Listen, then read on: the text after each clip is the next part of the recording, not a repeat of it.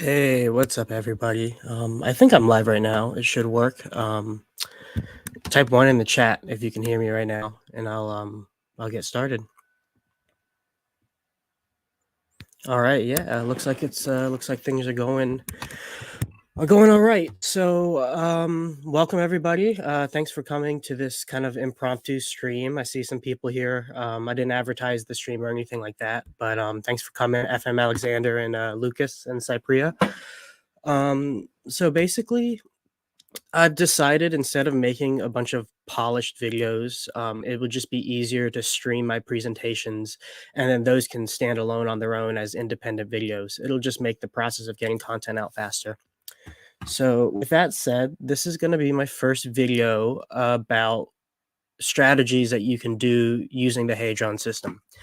And the first one we're going to talk about is going to be the foundation of all the future strategies to come, and that is going to be surrounding risk management. If anybody's been in the Hedron Telegram or the Hadronologist Telegram, you'll have seen this as the infinity strategy, but I've just labeled it here as basic risk management.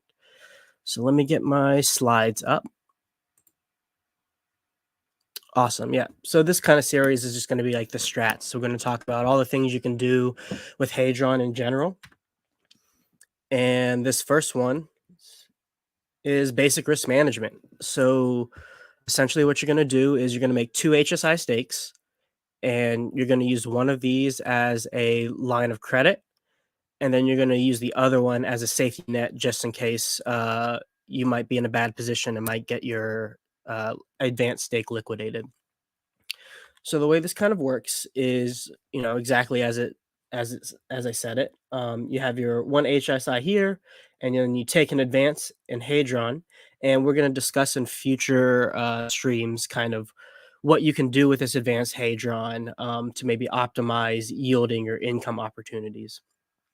And then you have your second HSI here, and then from that stake, you can mint Hadron to pay off the advance, just in case whatever strategies we are doing with this advanced Hadron don't pan out, and we need to activate a failsafe to prevent liquidation. So let's kind of go over how this would work with some specific examples using some numbers. So here, let's say we have two stakes. Each of them are 100 B shares. They're from the max stake length, and they both have the 10x multiplier. Now, we all know that now I think you can only get 8, or it's the last day to get 9. I'm not quite sure, but say you have it with the 10x multiplier to keep the math easy. Um, with the stake that you're using as a line of credit, you could advance this much Hadron, 555,000 and 550. And if you do the math that you saw in my first video explaining the entire system of Hadron, and you calculated it out, you would get 4,931 as your payments every 30 days. Now, because the stake number 2 has a 10x multiplier bonus, it's going to make it easier for us to be able to mint that Hadron that needs to be paid out in case we need to use it. So for this stake, it would be 1,100 Hadron mintable every day, which means in 5 days we're going to be able to mint an entire payment. So that's great because the payments are owed every 30 days, and it takes 90 days to be liquidated. So if you need a little extra time, you can always mint against the stake that has the 10x multiplier onto it to push off to the next payment. All right. But of course, we know that the launch phase only lasts 100 days, and this opportunity isn't going to be around forever. So this is what an example of this strategy would look like after the launch phase. And essentially what you're going to need to do is change the amount of hex in each of the stakes that you make.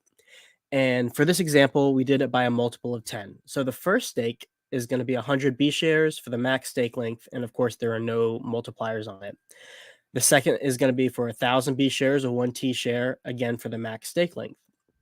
And so again, you'll be able to advance the same amount of Hadron, and you'll have the same number of payments. And then in this case, you're going to get 1,000 Hadron mintable per day because there are no multiples. And so again, you're going to have 5 days to pay off a 30-day payment, to make a 30-day payment. And so with this strategy, just keep in mind, you always advance against the smaller stake, and you mint against the larger stake just so you have that buffer before the 30 days is up, and at worst case, the 90 days is up. And of course, this doesn't have to be done with just two HSI stakes. You can do this with an HSI stake and a native stake if you only want to be able to advance against one. Or, a lot of us we have native stakes made before Hadron was launched, and we claimed the 10x bonus on all of them. So you could use that as your baseline mintable stack as your failsafe against any HSIs you've made before or in the future. So that's it. That's the basic risk management in Hadron. Everything that I talk about in terms of strategies is going to be built off of this foundation. So yeah, I'm going to be referencing this a lot and watch it a couple times if you need to understand it anymore.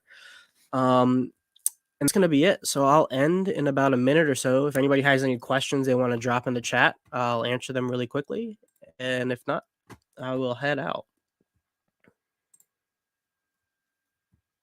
And again, thank you guys for tuning in on this kind of impromptu stream. I really appreciate it.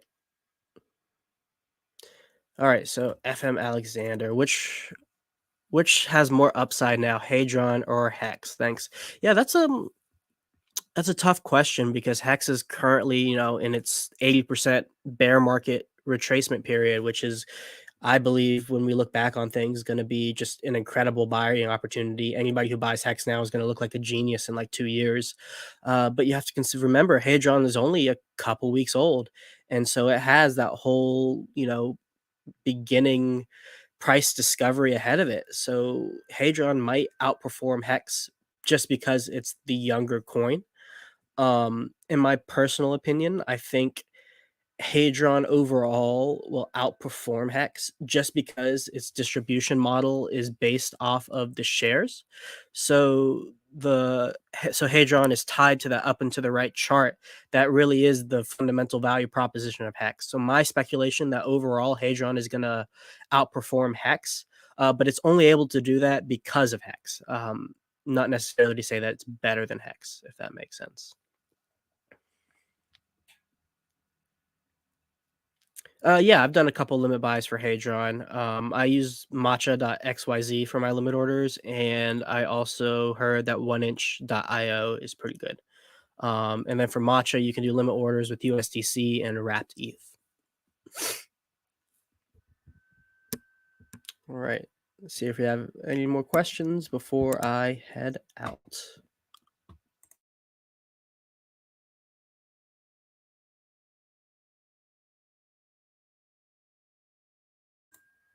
All right, guys. Well, that's going to be it for me today. I'm just going to be popping on every once in a while to continue to talk about Hadron strategies.